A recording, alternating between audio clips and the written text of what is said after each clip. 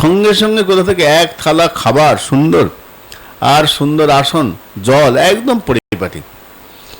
লোকটা সকাল থেকে হাঁটছে, তৃষ্ণার্ত, ক্লান্ত, খাবার দেখে অরে বাবা কি সুন্দর খাবার, একদম তার প্রিয় খাবার, ভালো ভালো খাবার।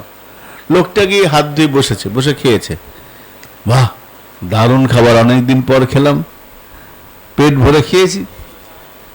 এখন লোকটা ভাবছে এই খাওয়ার পর আর হাঁটতে পারবো না, একটা যদি বিছানা হতো একটু আধ ঘন্টা জিরিয়ে নিতাম, আবার বিকালে হাঁটতাম। তো বিছানা বেশের বিছানা করে ঘুমাতাম। মাত্র হওয়ার সঙ্গে সঙ্গে একটা বিছানা, একজন ধপধপে দুধের মতো সাদা বিছানা, নরম তুলতুলে। লোকটা লাফ দিয়ে বিছানায় উঠেছে, শুয়েছে। বাহ, কি সুন্দর বিছানা, নরম, ও ঘুমাবো। তারপরে লোকটা ভাবছে এই রে, গভীর জঙ্গল, খাবারও খেলাম, বিছানা থেকে চলে এলো, এখন যদি একটা বাঘ আসে তাহলে কি হবে? মুহূর্তে হালুম বাঘ। লোকটা দৌড়ে, ওরে বাবারে খেয়ে ফেললো, খেয়ে ফেললো। লোকটা দৌড়, বিছনায় ঘুমটু চলে গেছে। দৌড়ে দৌড়ে একবারে গ্রামের প্রান্তে এসে পড়েছে। তো লোকটা হাঁপাচ্ছে, লোকজন কি হয়েছে, হাঁপাচ্ছে, জঙ্গল থেকে দৌড়ে এলে কি হয়েছে? লোকজন বললো বসে বসো, একটা মুরব্বীর বাড়ির সামনে বাড়ায় বসিয়েছে। লোকটা বসেছে। তো লোকজন বলছে কি হলো, তুই হাঁপাচ্ছ কেন, কি হয়েছে? বলে আর কি হয়েছে, এই বনে বাঘ আছে তো জানতাম না, বাঘে তার করেছে, বাঘের ভাই চলে এসছে। তো যারা গ্রামের লোক বলে আমরা তো এতদিন রাস্তায় যাই, বাঘ কোনোদিন দেখিনি, বাঘ দেখিনি, কি ঘটনা হলো? তো তো লোক জড়ো হয়েছে, মুরব্বীও চলে এসছে, বয়স্ক লোক সবাই এসেছে। বলো কি হয়েছে? আর বলবেন না, ক্লান্ত হয়ে গাছের নিচে বসেছিলাম, তো ভাবলাম খুব ক্লান্ত, তৃষ্ণার্ত, একটু খাবার হলে ভালো হয়। ভাবা মাত্র একবার পেট থালা ভর্তি খাবার, ভালো ভালো খাবার, খুব সুন্দর সুন্দর খেলাম। খাওয়ার পর পেট ভরে খেয়েছি, তো তো মনে হলে একটু শুতে পারলে ভালো হতো, এই খাওয়ার পর হাঁটা যায় না। ভেবেছি শুভ, বিছনা হলে ভালো, সঙ্গে সঙ্গে বিছনা। আমি বিছনায় শুয়েছি, শুয়ে ভাবছি গভীর জঙ্গল, কোথাও বাড়িঘর নেই, যদি এই মুহূর্তে বাঘ আসে, ভাবা মাত্র বাঘ চলে এলো। তো গ্রামের লোক বলছে আমরা তো এতদিন রাস্তায় যাই, আমরা বাঘটাকে দেখিনি। সবাই কি ভুলভাল বলছে, বাঘ কোথায়? বয়স্ক লোক তখন বলছে, শোনো, আমি আমার দাদুর মুখে শুনেছি যে এই গ্রামে, এই জঙ্গলে একটা গাছ আছে, সেই গাছটাকে বলা হয় কল্পতরু।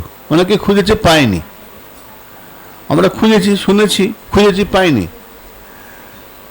তোমার কথা শুনে মনে হচ্ছে তুমি সৌভাগ্যবান বটে, আবার দুর্ভাগ্যবানও বটে। বলে কেন? না, সৌভাগ্য, এই বনে কল্পতরু আছে, আমি ছোটবেলায় শুনেছি দাদুর মুখে বা বয়স্কদের মুখে, কোনোদিন দেখিনি।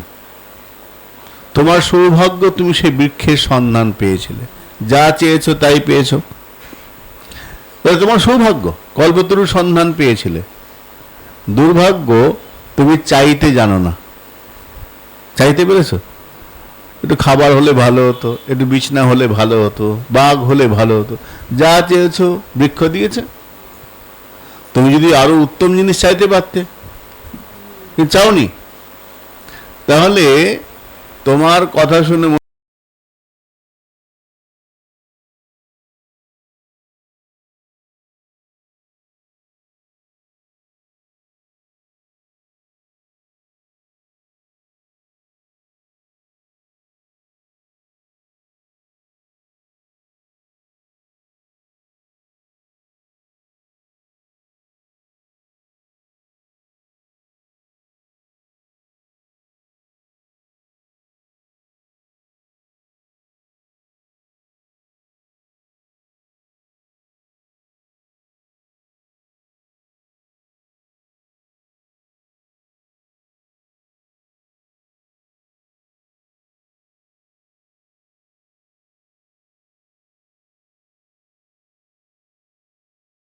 তরু অদ্ভুত যাহার প্রকাশ।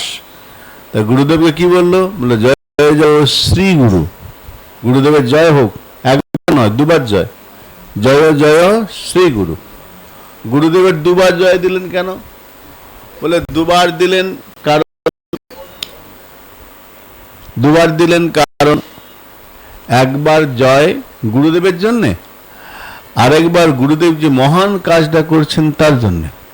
বলে কি কাজ করেছেন মহান কাজ?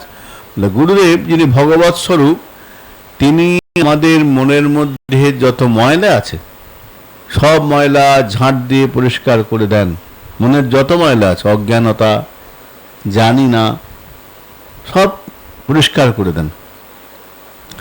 তাই দুবার জয়, একবার তাঁর জন্য যায়, আর তিনি যে কাজটা করেন আমার মনের যে ময়লা, যে আবিলতা, সব তিনি পরিষ্কার করে দেন। কেন? বলে শাস্ত্র বলছেন না, আমরা ভগবানের কাছে কত কিছু চাই, এটা দাও সেটা দাও, রূপং দেহি ধনং দেহি। তো শাস্ত্র কি বলছেন? বললেন যে চরিতামৃত বলছেন, কৃষ্ণ কহে আমায় ভজে মাগে বিষয়ে সুখ, অমৃত ছাড়ি বিষ মাগে এ বড় মূর্খ। ভগবান বলছেন যে আমাকে ভজনা করছে, আমার ভজন করছে, অন্য দেবতার নয়, আমি ভগবান আমার ভজন করছে, কৃষ্ণ ভজন করছে। কৃষ্ণ কহে আমায় ভজে মাগে বিষয়ে সুখ। বিষয় সুখ মানে আমার শরীর ভালো করে দাও, আমার যেন ছেলে চাকরি হয়ে যায়, আমার যেন মেয়ের বিয়ে হয়ে যায়, আমার যেন অনেক সম্পত্তি হয়, এই যে তোমার চাহিদা, এগুলো ভজনের ফল নয়। কৃষ্ণ কহে আমায় ভজে মাগে বিষয়ে সুখ, অমৃত ছাড়ি বিষ মাগে এ বড় মূর্খ। মূর্খ বলে তো এটা দাও সেটা দাও বলছে, বুদ্ধিমান হলে এসব চাইতো না, কেন এগুলো একটাও সুখে নয়। আচ্ছা, যাদের অনেক পয়সা তারা খুব সুখী? কেউ সুখী। জাগতিক বস্তু যেটাই চাইবে কোনোটা সুখ দেবে না, তাৎক্ষণিক ভালো মনে হবে, কদিন পরে দুঃখের কারণ হবে। তাই বললেন আমায় ভজে মাগে বিষয়ে সুখ, অমৃত ছাড়ি বিষ মাগে এ বড় মূর্খ। এ মূর্খ, চাইতে জানে না। আমরা বললাম ভগবান আমরা তো মূর্খ, চাইতে জানি না, তুমি তো বুদ্ধিমান ভগবান, তুমি কি করবে? ভগবান বলছেন আমি বিজ্ঞ, তার এই বিষয় কেন দিব? আমাকে বিষয় চাইলেও আমি দেব না। চাইতে পারো, আমি দেব না। আমি বিজ্ঞ, তার এই বিষয় কেন দিব? তাহলে কি করবে? বলে সচরণামৃত দিয়া বিষয় ভুলাইব। যদি আমার ভজন করে আমি তাকে বিষয়কে ভুলিয়ে দেব আমার চরণ দিয়ে। সে যখন আমার চরণের স্বাদ পেয়ে যাবে, আমার লীলাকে আস্বাদন করবে, আমার লীলা কথা শুনবে, কীর্তন শুনবে, তখন সে সব এগুলো ভুলে যাবে। তখন সে বলবে বরং ন যা আছে আমার চাই না। ধ্রুব জঙ্গলে গিয়েছিল ভজন করতে, বলল সিংহাসন চাই। তারপর যখন ভগবানকে দেখল বলল বরং ন যা আছে, আমি সিংহাসন চাই না। তো আমি তাকে বিষয় দেব না, আমার চরণামৃত দিয়ে বিষয় ভুলাবো। ওই জন্য গুরুদেবের কল্পতরু, মানে আমি বিষয় চাইবো কিন্তু গুরুদেব দেবেন না। কেন? তিনি কৃষ্ণ স্বরূপ। তো আমি বিষয় চাইলেও তিনি দেবেন না, কল্পতরু। তো ইনি কিরকম কল্পতরু? গুরুদেব প্রেম ও কল্পতরু, মানে আমি তার কাছে যে বিষয় চাইও তিনি দেবেন না, তিনি আমাকে গোবিন্দ চরণে প্রেম এনে দেবেন, প্রেম দেবেন। আমরা বলি না প্রেমদাতা, নিতাই বলে গৌর হরি হরি বল, প্রেমদাতা, গুরু প্রেমদাতা। তা জয় জয় শ্রী গুরু প্রেম কল্পতরু, অদ্ভুত যাহার প্রকাশ। তো বেদ হলো কল্পতরু, আর সেই কল্পতরুর যে কোনো বৃক্ষ, গাছকে চিনবে কি করে? যে কোনো গাছকে চিনতে গেলে ফলের দ্বারা চিনতে হয়। কি গাছ? আম গাছ, মানে ফলটার নাম আম। কি গাছ? তাল গাছ, মানে এই গাছে তাল হয়। কি গাছ? কাঁঠাল গাছ, মানে এই গাছে কাঁঠাল হয়। তাহলে ফলের দ্বারা বৃক্ষকে চিনতে হয়, ফল না হলে বৃক্ষ চেনা মুশকিল। ফল বা ফুল, ফুলকেও চিনতে পারে, কি ফুল? কি গাছ? ফুল গাছ। কি ফুল? গোলাপ ফুল। তো ফল দিয়ে বা ফুল দিয়ে বৃক্ষ চেনা যায়। বৃক্ষ তোমার কিবা নাম, ফলে পরিচয়। বৃক্ষ চিনতে গেলে ফল দিয়ে চিনতে হয়। এখন বেদ কে বলা হলো কল্পতরু বৃক্ষ। ফলটা কি? নিগমক কল্পতরুর গলিতং ফলম। ভাগবত হলো বেদ কল্প বৃক্ষের ফল। এখন ফল তো ফল, কিরকম ফল? কাঁচা না পাকা? সরে আস, সামনে সরে আস।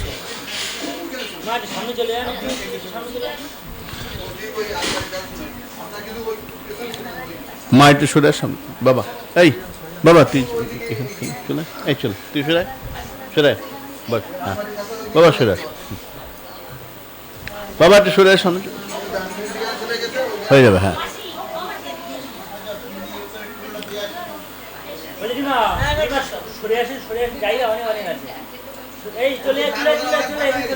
চলে আসেন।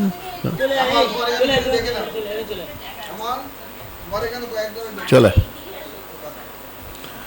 বেদ কল্প বৃক্ষের বস। আস্তে, ঠিক আছে হয়ে চল।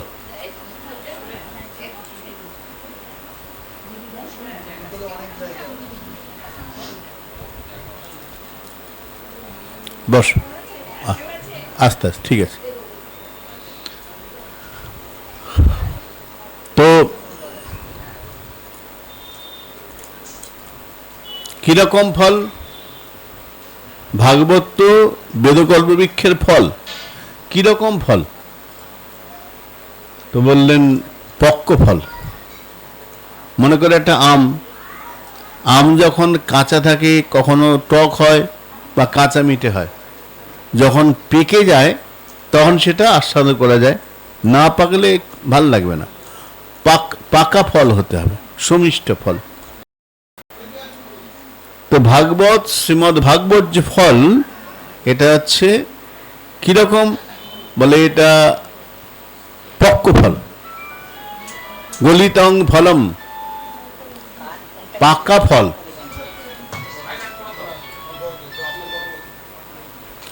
ফোন থাকলে সাইলেন্ট করে, মানে মাঝে মাঝে কলির চর তো, কলি মহারাজের করুণা, যখন তখন বেজে উঠবে। তো বেদ কল্পবৃক্ষের গলিত ফল, গলিতং ফলম। এখন এই যে ফল কি করে বুঝবো পেকেছে? দেখো শুক পাখি সেই ফলটা মুখ দেয় যেটা পাকা। যে ফলটা কাঁচা শুক পাখি তাতে মুখ দেবে না। শুকমুখাদ অমৃতা। সুখদেব গোস্বামী এই কথাগুলো বলছেন। অতএব শুকমুখাদ, শুক পাখি যেমন কাঁচা ফলে বসে না, যে ফলটা রসালো, যে ফলটা পরিপক্ক তার মধ্যে বসে, অন্য ফলে বসবে না। তো সুখদেব শুকমুখাদ, সুখদেব গোস্বামীপাদ এই ফলকে জগৎকে দান করছেন। আর ফলটা কিরকম? গলিতং ফলম, পরিপক্ক রসালো ফল। আচ্ছা, যে কোনো গেলে আমরা দেখি ফলের খোসা বাদ দিতে হয় না? মনে করো আম, তো খোসা বাদ দিতে হবে, আঁটি বাদ যাবে। আনারস যদি হয় তার খোসা বাদ যাবে। তো যে কোনো ফল খেতে গেলে তার খোসা আঁটি বাদ দিতে হয়। এই যে ভাগবত রূপ যে ফল, আমরা কোন অংশটা বাদ দেব আর কোনটা গ্রহণ করব, মানে বর্জাংশ কোনটা, গ্রহণাংশ কোনটা, কোনটা গ্রহণ করব আর কোনটা পরিত্যাগ করব? বলে না, এ শ্রীমদ্ ভাগবত গলিতং ফলম, প্রথম থেকে একদম দ্বাদশ স্কন্ধ পর্যন্ত সম্পূর্ণই আস্বাদন করা যাবে, বাদ দেয়া যাবে না। গলিতং ফলম। আচ্ছা, গাছে যখন ফল হয় অনেক উঁচুতে থাকে, থাকে না? হ্যাঁ, পারবে কি করে? দুভাবে পারা যায়। ফলটা যখন পরিপক্ক হয়, পেকে যায়, বোটাতে খসে পড়ে, অথবা আঁকশি দিয়ে পারতে হয়। এখন যদি উপর থেকে ধপ করে পড়ে বোটা থেকে, তাহলে পরে ফলটা নষ্ট হওয়ার চান্সও থাকে। হ্যাঁ, তো বেদ কল্পবৃক্ষে থেকে ভাগবতী ফল যে পড়বে পৃথিবীতে পেলাম, এটা নষ্ট হবে না তো? না, পরম্পরাদি নেমে নেমে আসছে শাখা প্রশাখায়। কি করে? বলে ভগবান কৃষ্ণচন্দ্র তিনি দিলেন ব্রহ্মাকে, ব্রহ্মা নারদকে, নারদ বেদব্যাসকে, বেদব্যাস পুত্র শুকদেবকে, শুকদেব গোস্বামী পরীক্ষিত মহারাজকে লক্ষ্য করে জগৎবাসীকে দিয়েছে। এই পরম্পরায় নেমে আসছে, তাই নষ্ট হবার কোনো সুযোগ নেই। গলিতাং ফলম সুখমুখাদ শুকদেব গোস্বামী চরণ, বেদব্যাসের পুত্র। যে বেদব্যাস, যার দ্বীপে জন্ম, তাই তার নাম দ্বৈপায়ন। গায়ের রং ছিল কালো, তাই তার নাম কৃষ্ণ। আর বেদকে ভাগ করেছিলেন বলে তার নাম হয়েছিল বেদব্যাস। তার সম্পূর্ণ নাম হলো কৃষ্ণ দ্বৈপায়ন বেদব্যাস। দ্বীপে জন্ম, দ্বীপে আশ্রয় করেছিলেন, তাই দ্বৈপায়ন। আর বেদব্যাস বেদকে ভাগ করেছেন, 4 ভাগ ভাগ করেছেন। তো কৃষ্ণ দ্বৈপায়ন বেদব্যাস যিনি বেদকে ভাগ করলেন, মহাভারত রচনা করলেন, 18টা পুরাণ ভাগ রচনা করলেন। যে বেদব্যাস সমস্ত শাস্ত্রে সর্বত্র ত্যাগের কথা বলেছেন, মোহ ত্যাগ করো, লোভ ত্যাগ করো, শাস্ত্র তাই তো, কাম ক্রোধ লোভকে ত্যাগ করতে বলছেন। কিন্তু বেদব্যাসের পুত্র শুকদেব গোস্বামী যখন মাতৃগর্ভে ছিলেন, জননী বিটিকার গর্ভে, জাবালি কন্যা বিটিকা, তার গর্ভে ছিলেন শুকদেব।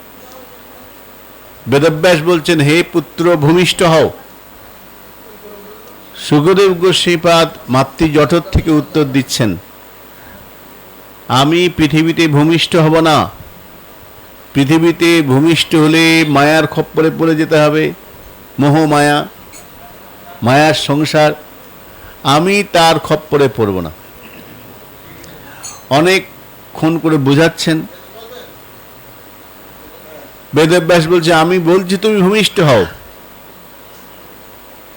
শুকদেব বলছেন, ভূমিষ্ঠ হব না। কি করলে হবে ভূমিষ্ঠ? বলে ভগবান কৃষ্ণচন্দ্র অর্থাৎ মায়াটি যার, তিনি যদি বলেন। ভগবান কৃষ্ণচন্দ্র এসে বললেন, শুকদেব তুমি ভূমিষ্ঠ হও। শুকদেব ভূমিষ্ঠ হলেন। বললেন, ভগবান বললেন, চিন্তা করো না, মায়া তোমাকে স্পর্শ করবে না। ভূমিষ্ঠ হয়ে শুকদেব দৌড়াতে আরম্ভ করেছে। ইয়ং প্রব্রজন্তম অনুপেতম অপেত কৃত্যম দ্বৈপায়ন বিরহ কাতর আজুহাব পুত্রেতি তন্ময়তয়া তর অভিনেদুস্তম সর্বভূত হৃদয়ম মুনিম আনতমস্মি। সুধ গোস্বামীপাদ শুকদেব গোস্বামীকে প্রণাম করে বলছেন, ইয়ম প্রব্রজন্তম, যে শুকদেব গোস্বামী চরণ ভূমিষ্ঠ হয়েই জঙ্গলে চলে গিয়েছিলেন। ইয়ম প্রব্রজন্তম অনুপেতম, তার কোনো কর্ম হয়নি। জন্মের পরে কিছু কর্ম থাকে, হ্যাঁ, কর্ণচ্ছেদন, কেশকর্তন, নামকরণ, অন্নপ্রাশন, এসব থাকে। জন্মের পর সন্তানের নামকরণ হয়, অন্নপ্রাশন হয়, হ্যাঁ, নারীচ্ছেদন, এসব আছে। পরপর 10 কর্ম আছে। অপেত কৃত্যম, ও কোনো কর্মের ধার ধারেনি, ভূমিষ্ঠ হয়ে হাঁটতে আরম্ভ করেছেন।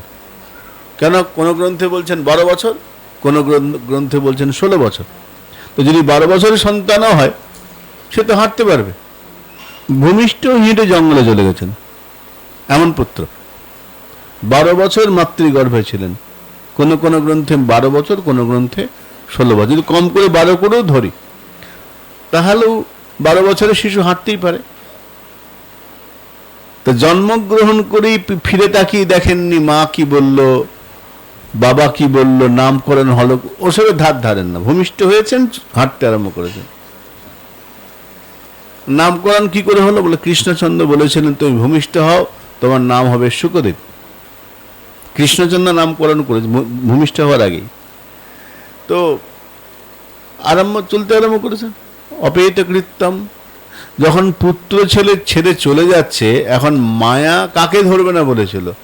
মায়া তো বলেছিল শুকদেবকে ধরবে না, বেদব্যাসকে ধরবো না, তা তো মায়া বলেননি। বেদব্যাসকে মায়া ধরেছে, পুত্র মায়া। পুত্রেতি তন্ময়তয়া, পুত্র মায়ায় মোহিত হয়ে বেদব্যাস দৌড়াচ্ছেন পুত্রের পেছনে।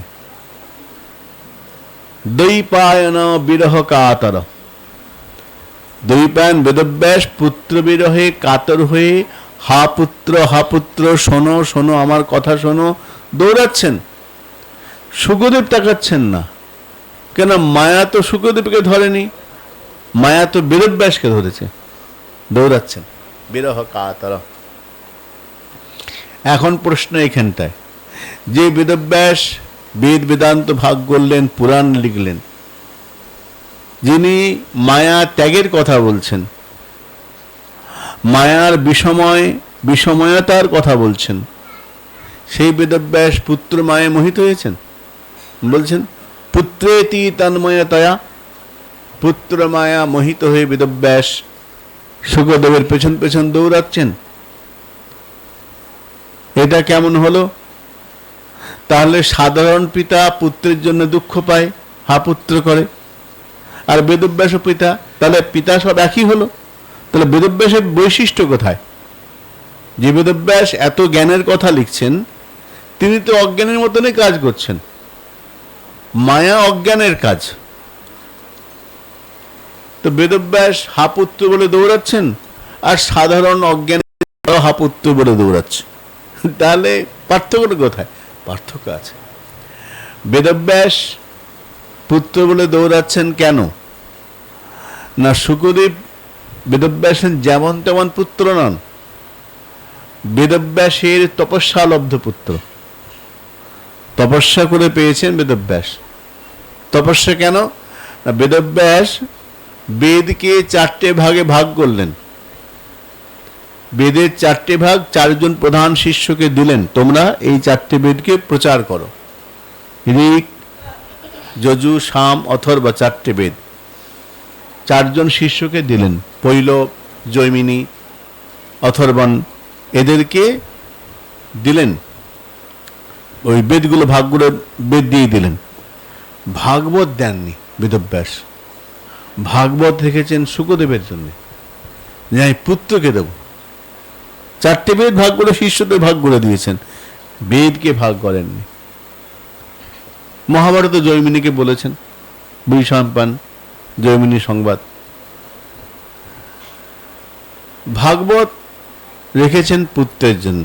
কেন পুত্রের জন্য? কেন না, বেদব্যাস ভাগবত কাদের জন্যে? প্রত্যেক অধ্যায়ের শেষে ভাগবতে লেখা আছে ইতি পরমহংসানাম সংহিতায়াম। এই ভাগবত হচ্ছে যারা পরমহংস তাদের জন্যে। হংস, রাজহংস, পরমহংস। হংস মানে হাঁস, আর রাজহাঁস কি করে? দুধে জলে মিশিয়ে দিলে কি করে? দুধটা নেয়, জলটা নেয় না, দুধটা গ্রহণ করবে। রাজহাঁস দুধে জলে মিশিয়ে দিলে দুধটা খাবে, জলটা নেবে না। পরমহংস মানে যারা সংসারে এসে, সংসারে দুরকম বস্তু আছে, একটা সার একটা অসার। অসারটা নেবে না, সারটা নেবে। সার কি না, কৃষ্ণ ভজিবাত তরে সংসারে আইনু, মিছে মায়ায় বদ্ধ হয়ে বৃক্ষ সম হইনু। এই মিছে মায়ায় বদ্ধ হওয়া, এটা হলো অসার। আর কৃষ্ণ ভজন করবার জন্য এসেছে, এটা হলো সার। এই সারটাকে নিতে পারে যারা, তারা পরমহংস। তো ভাগবত কাদের জন্য? পরমহংস আয়াং বিদ্যায়াম, পরমহংস বিদ্যা। এখন বড় বড় ঋষি আছে, পরমহংস। শুকদেব পরমহংস কেন? তিনি আত্মারাম। আত্মারাম আশ্চমনয়, আত্মারাম শুকদেব গোস্বামী চরণ, তাই তাকে স্বীকার করেছেন। বেদব্যাস বলছে আমি আমার পুত্রকে দেব, বেদব্যাসকে এই ভাগবত দান করব। কিন্তু বেদব্যাস তো, এই শুকদেব তো জঙ্গলে চলে যাচ্ছেন, বেদব্যাস চেষ্টা করলেন, পারলেন না। তর্বভিনে দুস্তম সর্বভূত হৃদয়ম মুনিম আনতমস্মি। সুখদেব গোস্বামীপাদ কেমন মুনি? বলে মুনিম। কিরকম মুনি? সর্বভূত হৃদয়ম, সমস্ত প্রাণীর হৃদয়ে বাস করেন যে আত্মা, আত্মাতে রমণ করেন, আত্মাকে জানেন, এমন মুনি। সর্বভূত হৃদয়ম। আর যখন বেদব্যাস দৌড়াচ্ছেন, সুখদেব গোস্বামীপাদ বৃক্ষের মধ্যে প্রবিষ্ট হয়ে বৃক্ষের মাধ্যমে ইঙ্গিত দিচ্ছেন আপনি ফিরে যান। গাছের ডালগুলো বাতাসে নড়ছে, নড়ছে নয়, সুখদেব গোস্বামীপাদ বৃক্ষের মাধ্যমে উত্তর দিচ্ছেন ফিরে যাও, আমাকে পাবে না। বেদব্যাস বাড়ি ফিরে গেলেন। ভাবছেন কি করি, আমি তো ভাগবত শেখাও বলে ছেলেকে ডাকছিলাম, ছেলে তো ব্রহ্মজ্ঞানী হয়ে আত্মারাম হয়ে বনে চলে গেছে। ব্রহ্মজ্ঞানী, ব্রহ্মজ্ঞান হলে আর তার কোনো না কোনো বোধ থাকে, না দেহের বোধ, না পোশাকের বোধ, না খাওয়ার চিন্তা, কোনো চিন্তা নেই, একদম আত্মারাম। একটু সরে আসো মা, একটু সরে আসো।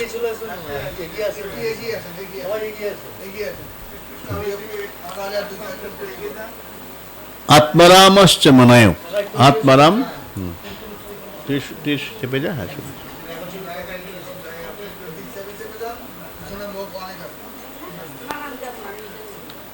আচ্ছা বস। আত্মারামশ্চ মনায় মুনি।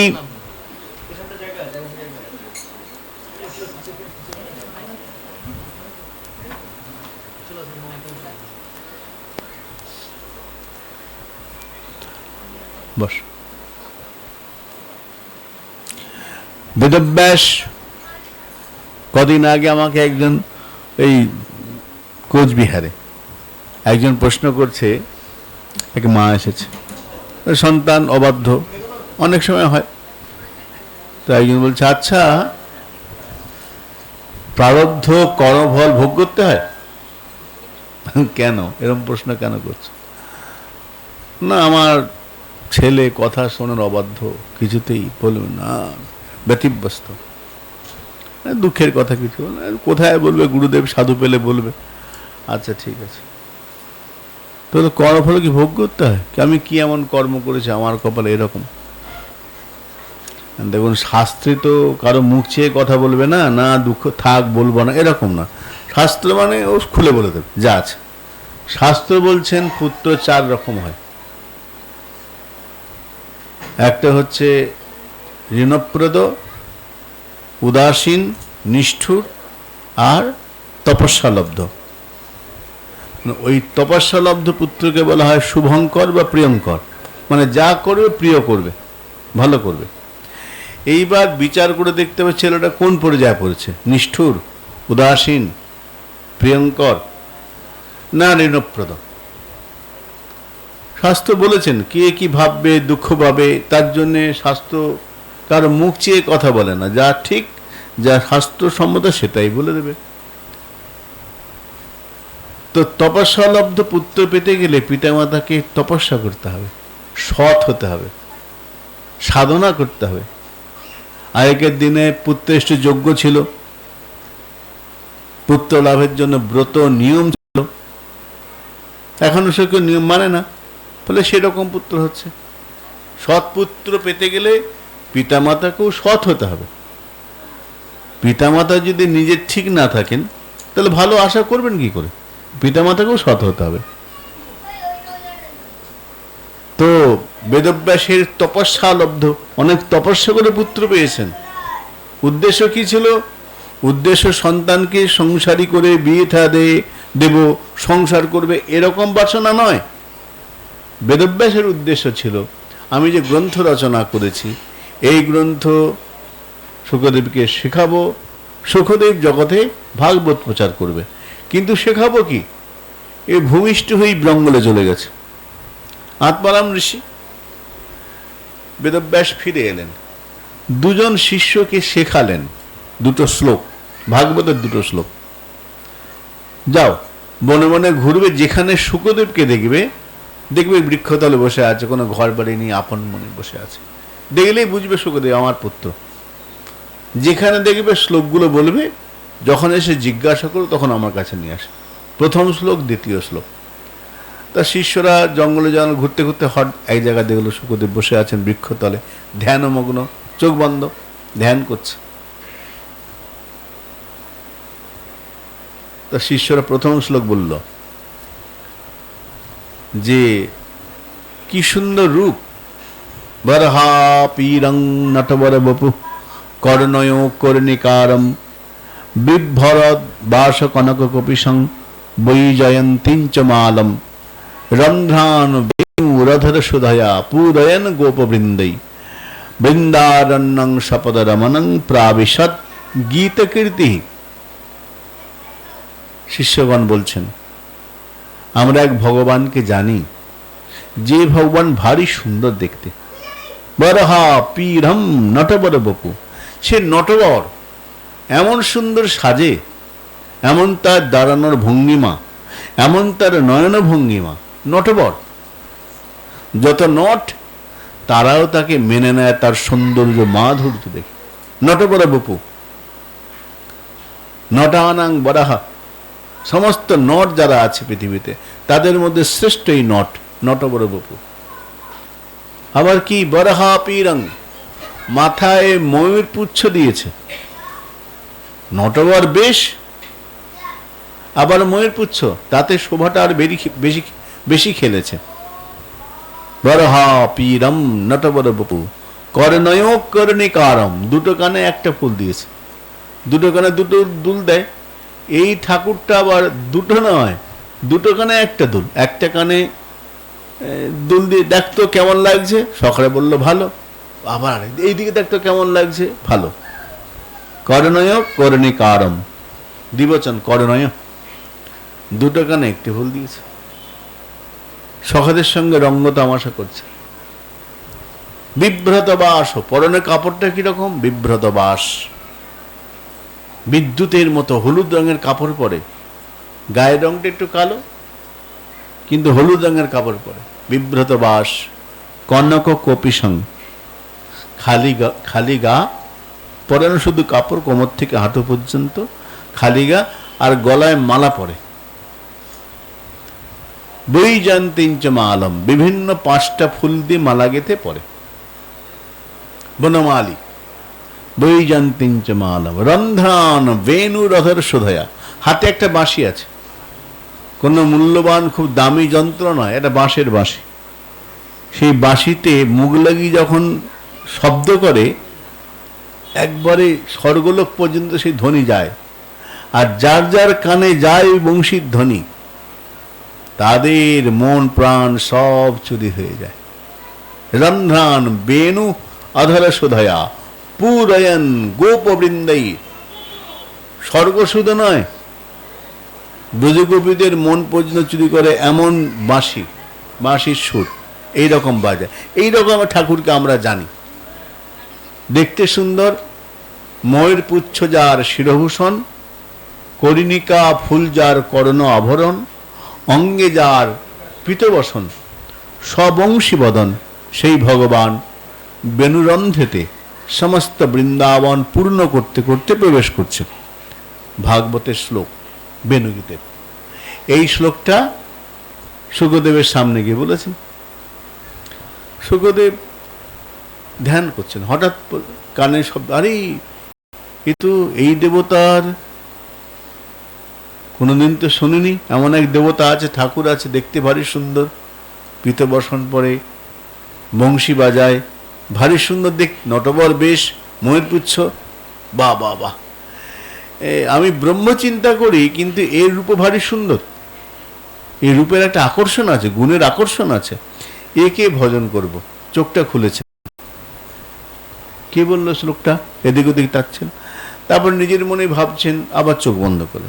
কি হলো না, শুকদেব মনে মনে ভাবছেন, দেখতে ভারী সুন্দর এই ঠাকুরটা, বাঁশি বাজায়, ময়ূর পুচ্ছ পরে, পীতবসন, সবংশী বদন, সবই ভালো, কিন্তু শুনেছি এই ঠাকুর নাকি বেলায় বলে মাখন দাও, যদি বলে মাখন দাও আমি কোথায় পাবো, আমার নিজেরই থাকার ঠিক নেই, গাছতলে থাকি, পরনে পোশাক নেই, খাওয়ার ঠিক নেই, আমি ধ্যানমগ্ন থাকি, আমার নিজের কোনো খরচা নেই, হলো হলো, না হলো না হলো। কিন্তু এই ঠাকুরকে যদি ভজন করতে যাই, যদি বলে মাখন দাও, মিছরি দাও, এটা দাও সেটা দাও, আমি কোথায় পাবো? আমার নিজেরই খাবার ঠিক নেই। তার থেকে ব্রহ্মচিন্তা অনেক ভালো, কোনো খরচা নেই, চোখ বন্ধ করে বসে থাকো, যা খুশি ভাবো, কোনো চিন্তা নেই, সংসারে কোনো দায় দায়িত্ব নেই, আমি ভাই ভাই আমি যা আছি বেশ, ব্রহ্মচিন্তা। আবার চোখ বন্ধ করেছেন। শিষ্যরা দেখলেন চোখ একবার খুললো, আবার চোখ বন্ধ করে দিয়েছে। তখন দ্বিতীয় শ্লোক, প্রথম শ্লোকে চোখটা খুললো, ধ্যানটা ভাঙলো, কিন্তু কোনো কথা বলল না। দ্বিতীয় শ্লোক, দ্বিতীয় মন্ত্র, মন্ত্র মানে কি? আকর্ষণ করে। দ্বিতীয় মন্ত্র ঋষিরা বলছেন, অহো বকিজং স্তনকালকূটম জিঘাংসয়া অপিলেভে ধাত্রোচিতম কং বা দয়ালং শরণং ব্রজে। জগতে এমন কোন ঠাকুর আছে এই ঠাকুরকে ভজন না করে পারা যায়? কেন? কং বা দয়াল, এমন দয়ালু ঠাকুর পৃথিবীতে আর আছে? দয়ালু কেন বলছো? লহ বকিজং স্তনকালকূটম, ওই রাক্ষসী পুতনা, যার জন্ম জাতি কি না রাক্ষসী জাতি, কোনো ভালো বংশ নয়, জন্মটা উচ্চ বংশে নয়, রাক্ষস জাতিতে জন্ম, জাতিতে রাক্ষস। অহো বকি, নাম যার বকি, পুতনা, অঘাসুরের বোন পুতনা, যার আরেক নাম বকি, বকাসুরেরও বোন, অঘাসুর বকাসুরের বোন পুতনা, তাই তার নাম বকি। অহো বকি যং স্তনকালকূটম, রাক্ষসী পুতনা, জাতিতে রাক্ষসী, আহার শুদ্ধি নেই, নিরামিষ খায়, না না, রুধিরাসনা, রক্ত পান করে, যে কোনো রক্ত না, শিশু রক্ত পান করে, এমন স্বভাব। তাহলে জাতি তো ভালো নয়, কর্মটাও ভালো নয়, আহার শুদ্ধি নেই, রাক্ষসী পুতনা। তো কি করলো সে? পুতনা মাতৃ ছদ্মবেশে এলো বৃন্দাবনে, এসেছে কৃষ্ণের ঘরে প্রবেশ করে, যশোদার ঘরে প্রবেশ করেছে। তাহলে নিমন্ত্রণ করা হয়নি, বিনা নিমন্ত্রণে এসেছে। আর কৃষ্ণর কাছে এসেছে দেখতে নয়, কৃষ্ণকে মারতে।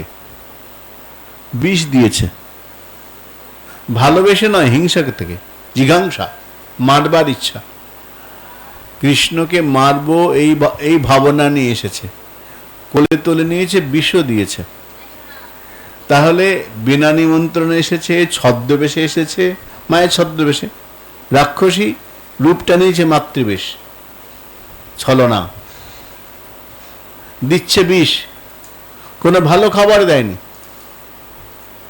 অহো বকি জংস্তন কালকূটম, কালকূট বিষ। হ্যাঁ, কোলে করে নিয়েছে, আদর করেছে, কিন্তু উদ্দেশ্য ভালো নয়, মারবার ইচ্ছা, জিঘাংসা।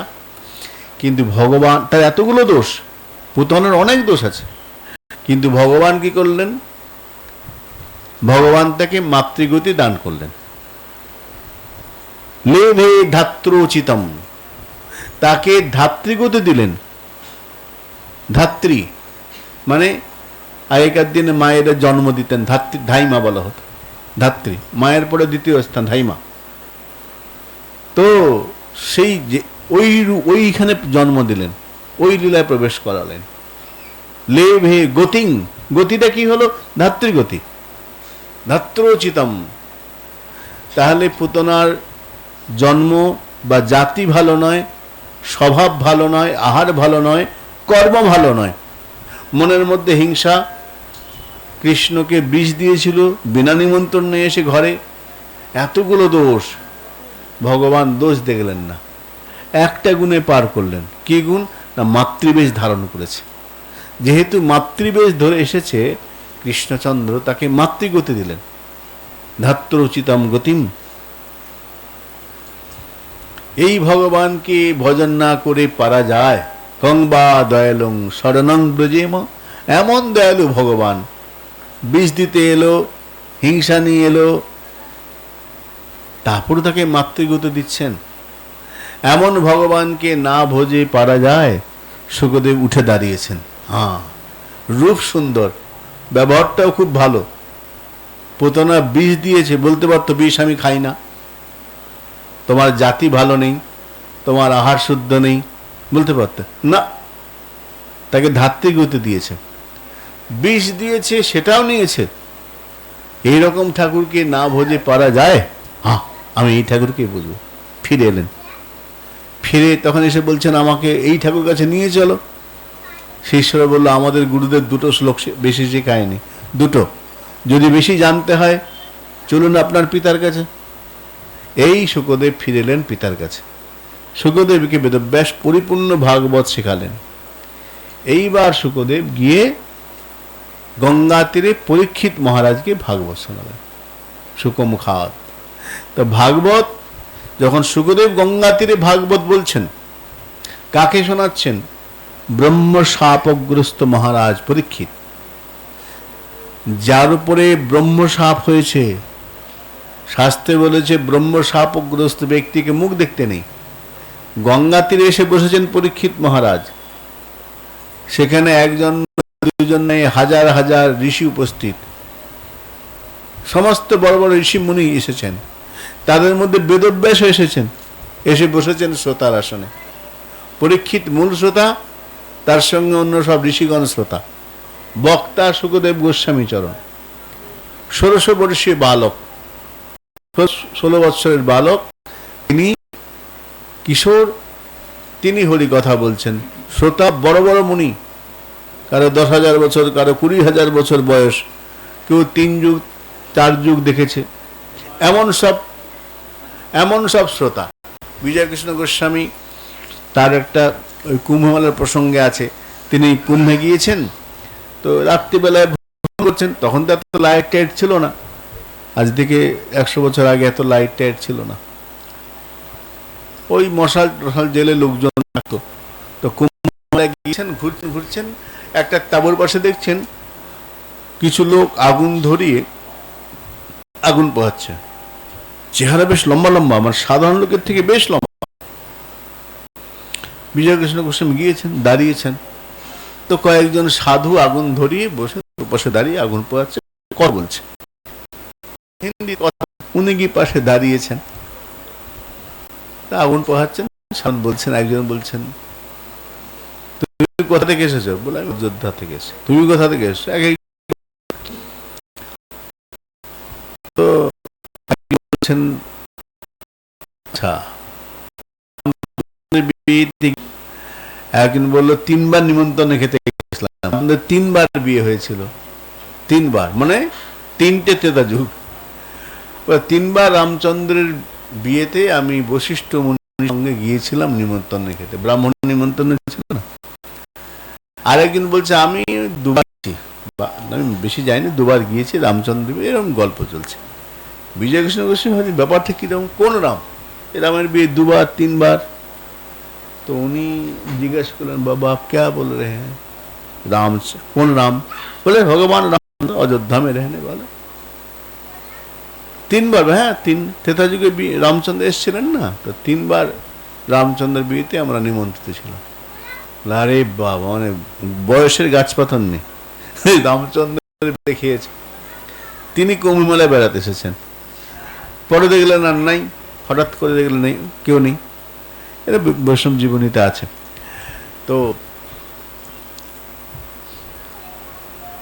সুখমুখাত অমৃত, এই শুকদেব গোস্বামী চরণ। বেদব্যাস বড় বড় ঋষিগণ সেখানে বসেছেন, 10,000 20,000 বছর বয়স, বিরাট বিরাট জটা, তারা ভাগবত শুনতে বসেছেন। বেদব্যাসও সেখানে বসেছেন। শুকদেব যখন ভাগবত বলছেন, বেদব্যাসে চোখগুলো বড় বড় হয়ে গেছে, বিস্ফারিত লোচন। আরে ভাগবত বলছে, এ তো আমারই লেখা, কিন্তু শুকদেব যখন বলছে এ তো অপূর্ব, এত সুন্দর কি আমি লিখেছি ভাগবতে? অবাক হয়ে দেখছেন, বিস্ফারিত লোচন। বলে এরকম কেন হলো? আর শুকদেব বেদব্যাস রচনা করেছেন, শুকদেব গোস্বামী যখন সেই প্রসঙ্গটা বর্ণন করছেন, তিনি তার হৃদয়ের অনুভূতি মিশিয়ে বলছেন। শুকমুখাত অমৃত দ্রব্য। সুখদেব যখন মুখে বলছে, এত মধুর করে অমৃতময়ী ভাষায় বলছেন, বেদব্যাস পর্যন্ত অবাক হয়ে যাচ্ছেন। আমার লেখা ভাগবত সুখদেবের কাছে পড়ে কি অপূর্ব স্বাদ হয়েছে। যেমন কেদার রায়জি বলতেন যে মিষ্টির দোকানের লোক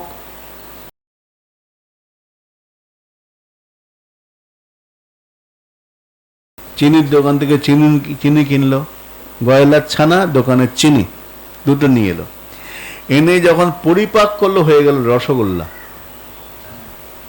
তো গয়লা বললে, ভাই তুমি রসগোল্লা কি দিয়ে বানিয়েছো? বলে, কেন, ছানা তোমার থেকে নিয়েছি। ভাই ছানা তো আমার বাড়িতে আছে, কিন্তু এরকম স্বাদ হয় না। বলে, পাক জানতে হয়। ছানাটা কি করে রসগোল্লা এটা সবাই পারবে না। ময়রা সে পাক জানে কতটা, বা কতটা দিলে পারে ছানাটা রসগোল্লা পরিণত হবে, তার স্বাদ কেমন হবে, আকৃতি কেমন হবে, এটা ময়রা জানে, অন্যকে মোদকরা জানে, অন্যকে পারবে না। ঠিক তেমনি সুখদেব হরিকথা বেদব্যাস রচনা করেছেন ভাগবত। সেই ভাগবত যখন সুখদেবের মুখ থেকে বেরোচ্ছে, অমৃতময়ী, সুখমুখাদ অমৃত দ্রবা, সুখদেব গোস্বামী যখন বলছেন, তার মনের ভাষা, অমৃতময় ভাষা মিশিয়ে বলছেন, ফলে সেটা মধুরম মধুরম হয়ে গেছে। তো এই শ্রীমদ ভাগবত কি না, বেদ কল্পবৃক্ষের গলিত ফল, সুখম অমৃত দ্রব্য সংযুতম। আচ্ছা, পান করবে কারা? ভাগবত তো হলো পিবত ভাগবত রসম, ভাগবত হলো ফল, তাকে রস করা হয়েছে। ভাগবত ফল, পিবত ভাগবত রসম, ভাগবত রস। এখন বলেন পান করো, এখন পান করবে কারা? করবে কারা? সবার জন্য ভাগবত রস নয়। সবার জন্য ভাগবত রস আস্বাদন করতে পারবে না। কারা করবে? রসিক এবং ভাবুক। ভাগবত পাঠ হচ্ছে, অনেকে বসছে, কিন্তু সবার আস্বাদন হবে না। ঠাকুর রামকৃষ্ণ একটা দৃষ্টান্ত দিচ্ছেন, বলছেন একটা বউ মাঝে মাঝেই পাঠে যায়, সন্ধ্যা হলেই পাঠে চলে যায়, পাঠ শুনতে যায়। শাশুড়ি রাগ করে, বকে, হ্যাঁ সব কাজ ফেলে প্রায় দিনই পাঠে চলে যাও। শাশুড়ি বকে। তা একদিন শাশুড়ি বলছে, কি পাও পাঠে গিয়ে? একটা লোক খালি বক বক করে বসে, কি পাও? মা, অপূর্ব সুন্দর, খুব আস্বাদন, খুব আস্বাদন, মধুর মতো, ভগবানের কথা তো মধুর মতোই লাগে। বলে, আমি তো কই কিছু বুঝি না। বলে, আপনি একবার চলুন আমার সঙ্গে, একবার বসবেন, দেখবেন ভাল লাগে। তো বয়স্ক মানুষ, আচ্ছা আমি যাব তোমার সঙ্গে। শাশুড়ি বলছে, আমি তো তোমার সঙ্গে পাঠ শুনতে যাবো। হ্যাঁ মা চলুন, কালকে বিকাল 4টে। তো বুড়ি পাঠ শুনতে গেছে। আর বুড়ি মানুষ, এখন কোথায়, বয়স্ক হয়েছে তো কোথায় বসবে, এটা দেয়াল টেয়াল দেখে হেলান দিয়ে বসেছে। অনেকক্ষণ বসতে হয়, 1-2 ঘন্টা তো লাগে। হেলান দিয়ে বসেছে। আচ্ছা, পাঠ চলছে, পাঠ চলছে, তো বলে যাচ্ছেন বক্তা। বুড়ি মানুষ, একটু পরে একটু ঘুম পেয়ে গেছে। আর দেয়ালে হেলান দিলে এমনিতেই ঘুম এসে যায়, একটু পরে ঘুম পেয়ে গেছে। আর বুড়ি মার আবার পান খাওয়ার মাঝে মাঝে অভ্যাস ছিল। পান পেলে চিবায় চিবায়, পান খাওয়ার অভ্যাস ছিল। বসে আছে বসে আছে, হঠাৎ একটা ব্যাঙ লাফ দিয়ে বুড়ির মুখের মধ্যে পড়েছে। বুড়ি ভেবেছে পান, ঘুমের ঘরে তো ভেবেছে পান চিবিয়েছে, ভালো লাগেনি, তিতা ফেলে দিয়েছে। এর মধ্যে পাঠ শেষ হয়েছে, শাশুড়ি বউ বাড়ি ফিরেছে। বৌমা বললো, মা কেমন শুনলেন? কি সুন্দর না? কোথায় সুন্দর, তিতা তিতা লাগলো, ভালো লাগেনি, তিতা মিতা লেগেছে। মানে বুড়ি ঘুমিয়ে পড়েছে, বুড়ি মার মুখে ব্যাঙ পড়েছে। এখন ভাগবত কি বলে, পিবত ভাগবত রসম, ভাগবতের মধ্যে যে রস আছে সেইটা মহৎ কৃপা ছাড়া হবে না। ভাগবতের রসিক হতে হবে, ভাবুক হতে হবে। তো ভাগবত কাদের জন্য? বলে দুজনের জন্য, রসিক এবং ভাবুক। সকলের জন্য না, শুনতে পারে, বুঝতে পারে, কিন্তু ভালো লাগবে না। রসিক এবং ভাবুক হতে হবে। রসিক মানে রসটা যারা ভালো বোঝেন, রস পাঁচটা: শান্ত, দাস্য, সখ্য, বাৎসল্য, মধুর। আর সাতটা অনুভব: রৌদ্র, ভয়ানক, বিভৎস, বীর, করুণ, হাস্য। হ্যাঁ, এই সাতটা অনুভব। মোট 12টা রস, দ্বাদশ রস। রস সম্বন্ধে যাদের কিঞ্চিত জ্ঞান রয়েছে, রস সম্বন্ধে রয়েছে, তারা হচ্ছেন রসিক। আর ভাবুক মানে রসটাকে ভাবনা করেন যারা। রসিক এবং ভাবুক তাদের জন্য শ্রীমদ্ ভাগবত। সকলে পারবে না, রসিক এবং ভাবুক। এখন প্রশ্ন হলো, আমরা তো রসিকও নই আর ভাবুকও নই, আমরা সাধারণ লোক। তাহলে কি আমরা ভাগবত শ্রবণ করব না? যাব না ভাগবত পর্যন্ত? হ্যাঁ যাব। কি করে যাব? আমাদের তো নিমন্ত্রণ নেই। নিমন্ত্রণ তো ভাগবতের আছে রসিক এবং ভাবুকদের জন্যে। নিগমক কল্পতরুর গলিতং ফলম সুখমুখাদ অমৃতদ্রব সংযুতম পিবত ভাগবত রসম। কতক্ষণ পান করবে? আলয়ম পিবত ভাগবত রসম আলয়ম। আলয়ম বলতে যতক্ষণ না তোমার মুক্তি হচ্ছে ততক্ষণ, একদিন দুদিন নয়, যতক্ষণ না মুক্তি। আলয় মানে ঘর। আমি এখন ঘর যাব, মানে আমার ঠিকানায় পৌঁছাবো। তো যতক্ষণ আমার মুক্তি না হচ্ছে ততক্ষণ পর্যন্ত শুনতে হবে। এক দুদিন শুনলে হবে না। পিবত ভাগবত রসম আলয়ম, মুক্তি পর্যন্ত। হলো তো? কিন্তু নিমন্ত্রণ তো দুজনের, রসিক এবং ভাবুক। আমরা তো রসিকও নই, ভাবুকও নই। তাহলে কি হবে? উত্তর দিচ্ছেন মহাজন। বলে, দেখো, যখন বিয়ে বাড়ি, কোথাও বিয়ে বাড়ি লাগে, অনুষ্ঠান বাড়ি হয়, নিমন্ত্রণ তো কার্ড দিয়ে যায়। একজনে কে আছে বাড়িতে? অমুক মালিকের বাড়ির মালিকের নামে চিঠি দিল, নিমন্ত্রণ কার্ড দিয়ে চলে গেল, একটার নামে চিঠি দিল। কিন্তু দেখালো বিয়ে বাড়ি যখন যাচ্ছে লোকটা, বাড়ির সকলে যাচ্ছে, বউ ছেলে মেরে নিয়ে যাচ্ছে। গেটে যদি প্রশ্ন করা হয় যে মশাই নিমন্ত্রণ চিঠি আপনার নামে গেছে? হ্যাঁ। পেয়েছেন? হ্যাঁ। আপনি একা আসবেন, এত লোক নিয়ে এসছেন কেন? নিমন্ত্রণ তো আপনার নামে, এতগুলো লোক কেন এসছে? বলে, হ্যাঁ, উপরে লেখা আছে আমার নাম, ভিতরে লেখা আছে সবান্ধবে, ভিতরে আছে। হ্যাঁ, তাহলে বাড়ির কর্তা নামে নিমন্ত্রণ হলে বাড়ির সকলে নিমন্ত্রণ যেতে পারে, যায়, বিয়ে বাড়িতে যায়, অনুষ্ঠান বাড়িতে যায়। ঠিক তেমনি নিমন্ত্রণ কাদের নামে? রসিক এবং ভাবুকদের নামে। রসিক ভাবুক কারা? সাধু, গুরু, বৈষ্ণব, এরা রসিক ভাবুক। এদের নামে ভাগবত শ্রবণের নিমন্ত্রণ। তাহলে আমরা ওই বিয়ে বাড়ির নিমন্ত্রণের মতো সবাই পেছন, গুরুদেবের পেছনে চলে যাব, সাধুর পেছন ধরে চলে যাব, আমরাও বসতে পারবো। আমরা রসিক নই, ভাবুক নই, কিন্তু রসিক ভাবুকের চরণাশ্রয় করে আমরাও পৌঁছে যাব ভাগবত সকলের জন্য। এই জন্য বললেন বেদ কল্পবৃক্ষের যে ভাগবত, নিগমক কল্পতরুর গলিতং ফলম, এই ভাগবতকে শ্রবণ, কীর্তন, স্মরণ, মনন করতে হবে। শুধু শুনলে হবে না, মাঝে মাঝে কীর্তন করতে হবে। বলে ভাগবত যে পড়বো, গীতা পড়বো, মনে তো হয় পড়বো, কিন্তু সব সংস্কৃতে লেখা, বুঝি না। যদি ভুল হয় অপরাধ হতে পারে তো না। গীতা ভাগবত পাঠে ভুল হলে দোষ নেই। কেন নেই? কেন? চণ্ডী পাঠে দোষ আছে। চণ্ডী যদি ভুলভাল হয় তাহলে দোষ লেগে যাবে। গীতা পাঠে ভুলভাল হলে দোষ নাই। কেন?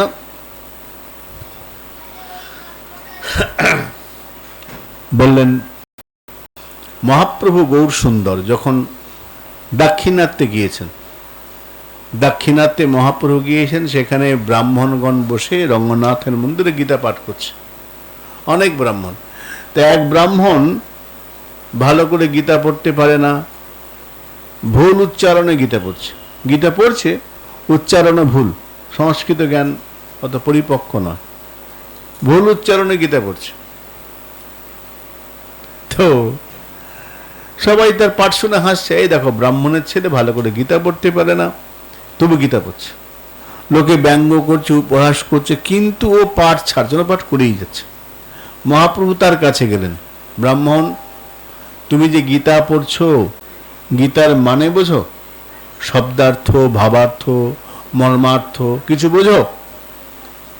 না প্রভু, আমি তো বুঝি না। তাহলে গীতা পড়ছে কেন? যদি মানেই না বোঝো, উচ্চারণ ঠিক না হয়, তা পড়ছে কেন?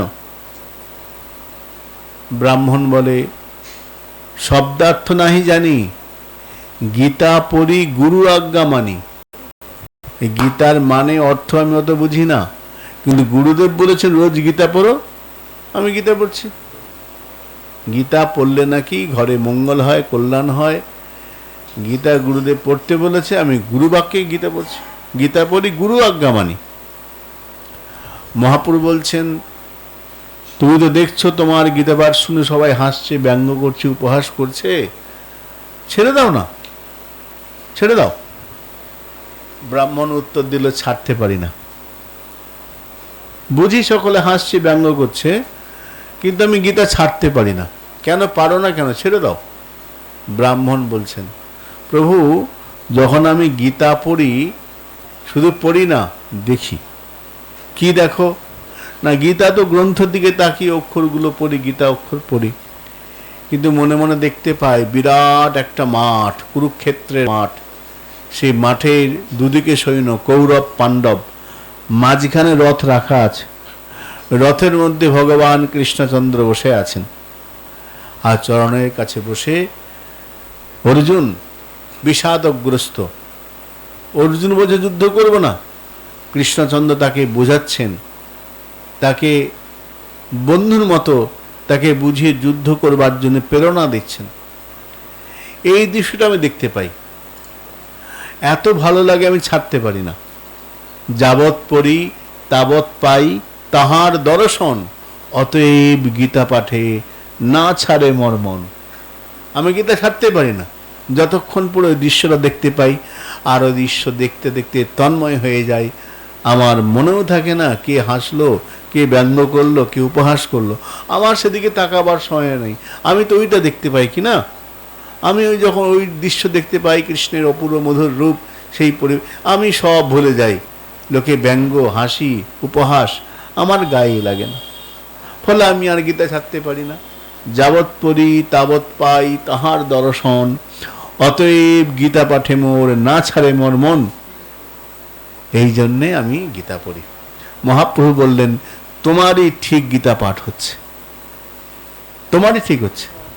অর্থাৎ ভুল হোক ঠিক হোক, গ্রন্থ পড়তে মহাপ্রভুর আদেশ রয়েছে। তো মহাপ্রভু বলছেন করো।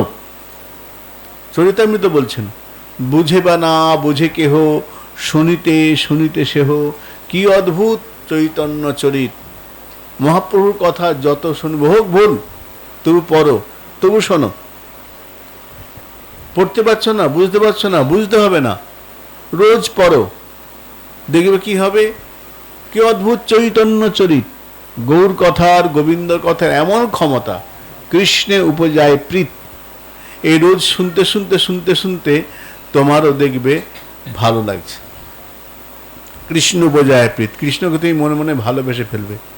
বুঝিবে রসের রীত, রসের যে রীতি, প্রীতি, তুমি সব বুঝতে পারবে। বুঝিবে রসের রীত, শুনিলেই বড় হয় হিত। ভগবত কথা শ্রবণ মঙ্গলম। যত শুনবে মঙ্গল হবে, অমঙ্গল হবে না। বরঞ্চ যদি তোমার জীবনে অমঙ্গল থাকে, সেটা দূরীভূত হয়ে যাবে। ভগবত কথার এমন গুণ। তাই আমাদের বেশি করে ভগবত শ্রবণ, কীর্তন, মনন করতে হবে। কেননা মহাপ্রভু বলেছেন যে পঞ্চবেদা ভক্তি অঙ্গের মধ্যে ভাগবত শ্রবণ একটি অঙ্গ।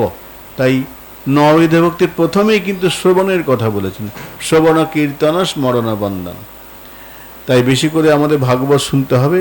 ভুল হোক ঠিক হোক, ওদিকে দেখার প্রয়োজন নেই, আমরা ভাগবত শুনব। এই ভাগবতের প্রথম অধ্যায়ের প্রথম স্কন্ধের প্রথম অধ্যায়ের 3য় শ্লোকে ভাগবতের স্বরূপ বর্ণনা করেছেন। এই শ্লোকে, নিগমকল্প তরুর গলিতং ফলম, শুকমুখাদ অমৃতদ্রব সংযুতম, পিবত ভাগবত রসম আলয়ম, মুহুরহ রসিকা ভুবি ভাবুকাহা। রসিক এবং ভাবুকগণ এই যে শ্রীমদ ভাগবত বেদের কল্পবৃক্ষের ফল, এই ফলকে রস করে আস্বাদন করবেন। কতদিন করবেন? একবারে যতক্ষণ না মুক্তি হচ্ছে। কিভাবে শুনবেন? মুহুরহ আনন্দ, বিরক্তির সঙ্গে নয়। ভাগবত শ্রবণে যেন মনে আনন্দ হয়, ভাগবত শ্রবণে যেন আগ্রহ থাকে, তবেই আনন্দ হবে। আজকে আর নয়, আমিও আজ কালকে সারা রাত ট্রেন জার্নি করে এসেছি। এখানে আমি রাখি। শ্রীগুরু প্রেমানন্দ নিতাই গৌর। হরে কৃষ্ণ কৃষ্ণ কৃষ্ণ হরে হরে, হরে রাম হরে রাম রাম রাম।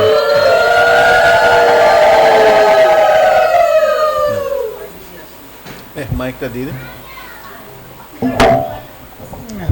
গিয়ে দাও।